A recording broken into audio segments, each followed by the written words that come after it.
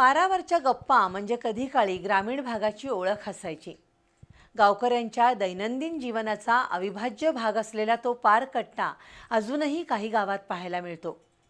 गावांनी शहरी तोंडावळा स्वीकारला, प्रत्येकाच्या हातात स्मार्टफोन आला, सोशल मीडियावर गप्पा आणि चर्चा होऊ लागल्या। पण अजूनही कागल तालुक्यातील करनूर गावात पारकट्टा कायम असून ग्रामस्थांच्या गप्पांचे फळ रंगतात। वडाच्या झाडाभोवती उभारलेला हा पारकट्टा म्हणजे गावाच्या सामाजिक आणि भावनिक संवादाचं केंद्र आहे। वड किंवा पिंपळ झाडाच्या बुंध्याभोवती वर्तुळाकार बांधलेला दगडी कट्टा आणि त्यावर बसलेल्या ग्रामस्थांचा गप्पांचा फड ही ग्रामीण भागाची ओळख होती। गावागावात अशा पारावर गप्पा आणि चर्चा रंगायच्या। गावातील महत्त्वाचे निर्णय, नाती जुळवणं, वाद मिटवणं या सगळ्याचं केंद्र पारकट्टे असायचे।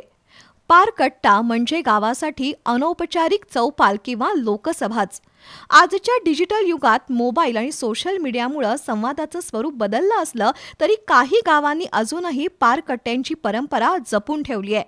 कागल तालुक्यातील करनूर गावात बिरोबा मंदिरासमोर रस्त्याच्या दोन्ही बाजूंना असलेले पारकट्टे हे त्याचं उदाहरण। कडक उन्हातही थंडगार सावली देणारे हे पारकट्टे अजूनही शरीराला विश्रांती देतात आणि मनांना जोडतात। शिवाय गावच्या एकीसाठी आणि एकमेकांची विचारपूस करण्यासाठी हे पारकट्टे महत्त्वाचे आहेत।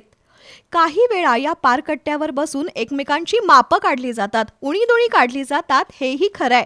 पण तरीही आजच्या व्हर्च्युअल संवादाच्या जगात गावातील पारावर बसून होणाऱ्या गप्पा अधिक जिवंत असतात।